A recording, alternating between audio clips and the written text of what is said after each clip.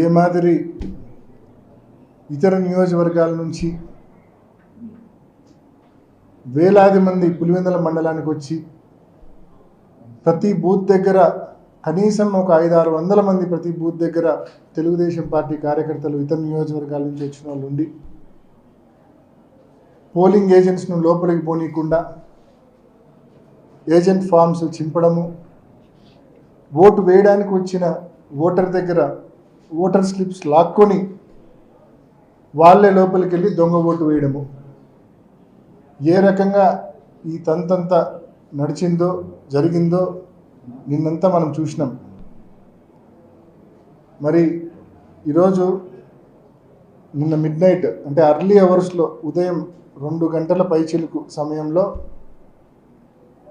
Repolling పేరుతో ఒక proceeding issue అయింది.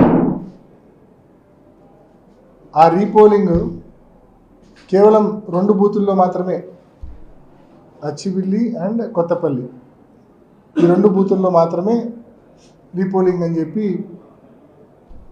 మేము ఎన్నికల కమిషన్ను చాలా స్పష్టంగా అడిగాం. 15 బూతుల్లో రీపోలింగ్ జరపాల్సిందే, కేంద్ర బలగాలతో మీరు మళ్ళీ రీపోలింగ్ ఈ బైపోల్ కండక్ట్ చేయాల్సిందే అని చెప్పి ఎన్నికల కమిషన్ అడిగినాం అండ్ కోర్టును కూడా ఆశ్రయిస్తూ ఉన్నాం. కేవలం కంటి తుడుపు చర్యగా దొంగోట్లు పడినాయి ఆ 2 చోట్ల అని చెప్పి రీపోల్ కండక్ట్ చేయడం అనేది ఎన్నికల కమిషను కోర్టుకు చెప్పడానికి ఒక కారణంగా చూపించేదానికే పెట్టినట్టు మాకు అనిపిస్తూ ఉంది. దీంట్లో ఎటువంటి శాంటిటీ లేదు. ఎందుకంటే ఇట్ ఈస్ క్రిస్టల్ క్లియర్. 15కు 15 బూతుల్లో మొత్తం పడినవన్నీ కూడా దొంగ ఓట్లే. మా ఏజెంట్నే లోపలికి రానిలేదు. మందలు తెలుగుదేశం పార్టీ కార్యకర్తలు, అంత జిల్లా వ్యాప్తంగా ఉన్న కార్యకర్తలందరూ పులివెందుల మండలం మీద పన్నారు. చిన్న మండలం 15 బూతుల మీద పన్నారు.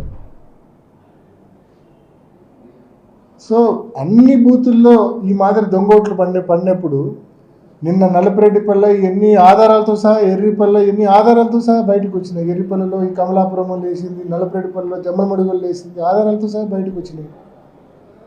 ఇంత క్రిస్టల్ క్లియర్గా ప్రూఫ్స్ ఉండగా మీరు కంటి తుడుపు చర్యగా కేవలం 2 బూతులతో పెడతా ఉన్నారంటే అసలు ఈ డ్రామా ఎందుకు మీరు చేస్తూ ఉన్నారనే ప్రశ్నలు కూడా తలెత్తుతూ ఉన్నాయి.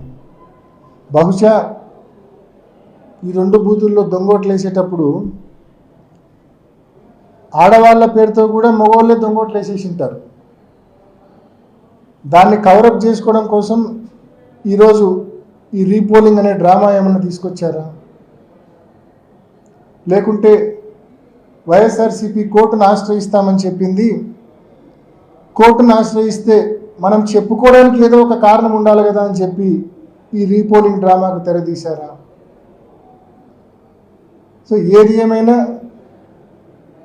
15 బూతుల్లో కేంద్ర బలగాలతో రీపోలింగ్ జరపమని చెప్పి ఇప్పటికే మేము ఎన్నికల కమిషన్ అడిగాము, కోర్టును కూడా ఆశ్రయిస్తూ ఉన్నాం.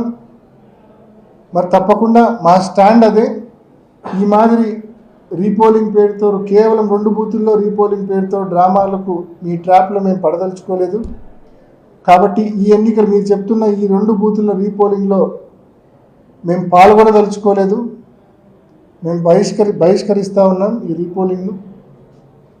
నిన్న ఏ రకంగా మీరు వైఎస్ఆర్ కాంగ్రెస్ పార్టీ పోలింగ్ ఏజెంట్స్ను బూతుల దగ్గర మీ వాళ్ళతో బలవంతంగా దాడి చేయించి, పోలీసుల సంపూర్ణ సహాయ సహకారాలతో మా వాళ్ళ మీద దాడి చేయించి ఏజెంట్ ఫామ్స్ లాక్కొని వెనక్కి పంపించారో, ఏ రకంగా అయితే ఓటర్ల దగ్గర బలవంతంగా ఓటర్ స్లిప్పులు లాక్కొని లోపలికి వెళ్ళి దొంగోట్లు వేశారో, మొత్తానికి నిన్న మీరు ప్రజాస్వామ్యాన్ని కూనీ చేశారు. మొత్తం 15 బూతుల్లో కూనీ చేశారు. నేను నిన్న మీడియాకి అప్పీల్ చేసిన, మళ్ళా అప్పీల్ చేస్తున్నా, ఇవాళ మీరు ఊళ్ళలోకి పోయినా సేఫే. నిన్నంటే సేఫ్ కాదు మీరు ఊళ్ళలోకి పోతే. ఎందుకంటే జిల్లా వ్యాప్తంగా బయట నియోజకవర్గాల వాళ్ళు పెద్ద ఎత్తున వేలాది మందిగా ఆ 15 బూతుల పరిధిలో ఉన్నారు. నిన్న మీరు పోతే మీ కెమెరాలు ఎరగొట్టే పరిస్థితి, మీ ఫోన్లు ఎరగొట్టే పరిస్థితి ఉన్నది వాస్తవం. మీరు నిన్న పోలేకపోయిన మాట వాస్తవం. నిన్న మండలంలోకి, పులివెందుల మండలంలోకి ఈరోజు వాళ్ళంతా ఏ ఊరికి వాళ్ళ ఊరికి వెళ్ళిపోయి ఉంటారు. ఈరోజు వాళ్ళు నిన్న రాత్రికే వాళ్ళందరూ వాళ్ళ ఊర్లోకి వెళ్ళిపోయి ఉంటారు. ఈరోజు పులివెందుల మండలంలో ఆ 15 బూతుల పరిధిలోని 6 పంచాయతీలకు వెళ్ళి దయచేసి రిక్వెస్ట్ చేస్తా ఉన్నా, ప్రజలను అడగండి, మీ గ్రామంలో పోలింగ్ ఎలా జరిగింది, మీరు ఓటు వేశారా, ఒకవేళ ఓటు వేయకపోతే ఏ కారణం చేత ఓటు వేయలేదు అని చెప్పి ప్రజలను అడగండి. నేను చెప్పే కారణాలు కరెక్టా కాదా అనేది మీకు ప్రజలు ఇచ్చే రిప్లైలోనే తెలుస్తుంది. నేను చెప్తున్న ఈ ఓటర్ స్లిప్పులు లాక్కొని దొంగోట్లు వేయడం అయితేనేమి, బలవంతంగా ఏజెంట్ ఫారాలు చించి మా ఏజెంట్లను బయటికి పంపించడం అయితేనేమి, ఇటువంటి కారణాలు ఏదైతే నేను చెప్తున్నానో ఇవి వాస్తవమా కాదా అనేది ప్రజల దగ్గర మీకు తెలుస్తుంది. కాబట్టి once again I'm appealing the media, దయచేసి మీరు వెళ్ళి ఊరూరా ప్రజలతో ఇంటర్వ్యూ తీసుకోండి, అడగండి, ఒక చిన్న సర్వే మాదిరి కండక్ట్ చేయండి. ఎందుకంటే ఎందుకు ఇంత స్పెసిఫిక్గా చెప్తా ఉన్నా అంటే, ఈరోజు పులివెందులలో ఒక కొత్త సంస్కృతి చంద్రబాబు నాయుడు గారు ప్రవేశపెట్టారు. చాలా భయంకరమైన మోడస్ ఆపరండి ఇది, అంటే భయంకరమైన ఆపరేషన్ ఇది, ఒక కొత్త సంస్కృతి ఇది. ఎప్పుడు దేశంలో ఎక్కడా జరిగిండదు ఈ మాదిరి. ఉప ఎన్నికల్లో ఇంత పెద్ద ఎత్తున, మామూలుగా సహజంగా గతంలో రిగ్గింగ్లు మనం ఎప్పుడో 20 ఏళ్ళు 25 ఏళ్ళ క్రితం చూసింటాం. కానీ రిగ్గింగ్ అంటే ఏంది, ఆ గ్రామంలో వాళ్ళు మాట్లాడుకొని ఏజెంట్కు కొంచెం డబ్బులు ఇచ్చుకొని సెట్ చేసుకోవడమో, లేకుంటే ఆ ఏజెంట్ లాగి చేసుకోవడమో, ఏదో ఆ గ్రామ లెవెల్లోనే, ఆ గ్రామంలో ఉన్న 2 పార్టీల లెవెల్లోనే నడిచిపోయేది. కానీ ఈసారి జరిగింది అది కాదు. ఒక గ్రామ వైఎస్ఆర్సీపీని, ఆ గ్రామంలో ఉన్న వైఎస్ఆర్సీపీని ఎదుర్కోవడానికి జిల్లాలోని తెలుగుదేశం క్యాడర్ మొత్తాన్ని బూతుల దగ్గర పెట్టాడు చంద్రబాబు నాయుడు. ప్రతి బూత్ దగ్గర మందలు టీడీపీ క్యాడర్ ఉండి ఇంకా లోపలికి పోనిచ్చే పరిస్థితి లేదు. ఇది చాలా డేంజరస్ మోడస్ ఆపరండి, చాలా భయంకరమైన ఆపరేషన్ ఇది. కాబట్టి తప్పకుండా ఈరోజు పులివెందుల్లో ఈ ఆపరేషన్ చంద్రబాబు నాయుడు గారు చేసినారు. రేపు మరొక చోట చేసి ప్రజాస్వామ్యాన్ని పూర్తిగా కూని చేసే పరిస్థితి ఉంది. కాబట్టి ఇక్కడ జరిగిన నష్టం మరొక చోట జరగకూడదు, ఇక్కడ కూని అయిన ప్రజాస్వామ్యం మరొక చోట కూని కాకూడదు. మరి అలా జరగాలంటే తప్పకుండా ఇక్కడ జరిగిన నష్టాన్ని రాష్ట్రం మొత్తం మేము చెప్తే కన్నా, మేము పొలిటికల్ పాయింట్ ఆఫ్ వ్యూ అనే అంటారు, అదే మీరు న్యూట్రల్గా సర్వే చేసి చెప్తే కన్నా దానికి మోర్ యాక్సెప్టెన్స్ ఉంటుంది. కాబట్టి మరీ మీడియాని రిక్వెస్ట్ చేస్తూ ఉన్నా, తప్పకుండా ఈ ప్రక్రియ చేయమని చెప్పి కోరుకుంటూ, మరొకసారి ఇవాళ జరుగుతా ఉన్న ఏదైతే రీపోల్ అనే ఒక డ్రామాని ఏదైతే పెట్టారో ఆ డ్రామాలో మేము ట్రాప్లో పడదలుచుకోలేదు, దాన్ని పూర్తిగా మేము బాయ్కాట్ చేస్తూ ఉన్నాం. మనం అనుకుంటాం కదా, నిన్న ఆపరేషన్ ఈరోజు కూడా ఫాలో అవుతుంటారు.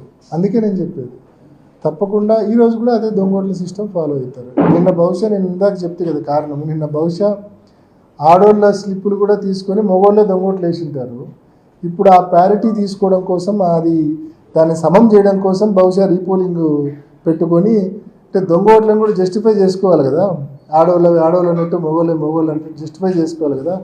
ఆ కారణం చేత బహుశా దాన్ని బ్యాలెన్స్ ఈక్వలైజ్ చేయడం కోసము ఈ రీపోల్ డ్రామా అనేది తెరపైకి వచ్చిందనే భావనలో నేను 100% నేను ఆ భావనలోనే ఉన్నాను. లేకుంటే కోర్టులో మనం న్యాయ పోరాటం చేస్తామని నిన్ననే మనం ప్రకటించినాము. న్యాయ పోరాటం చేసినప్పుడు కోర్టుకు వీళ్ళు ఏదైనా చెప్పడానికి వీళ్ళ దగ్గర కారణం ఉండాలా, మనం క్రిస్టల్ క్లియర్గా ప్రూఫ్స్ చూపిస్తున్నాము. సో ఏదో కంటి తుడుపుగా 2 బూతుల్లో రీపోల్ చేస్తున్నామని కోర్టుకు చెప్పి కోర్టును మిస్లీడ్ చేసే కార్యక్రమం కోసమన్నా చేస్తూ ఉండొచ్చు. సో ఈ రెండిట్లో ఏదో కారణం కోసం చేస్తూ ఉండొచ్చు. బట్ కారణం ఏదైనా ఈ డ్రామాలో మనం వీఆర్ నాట్ పార్టిసిపేటింగ్.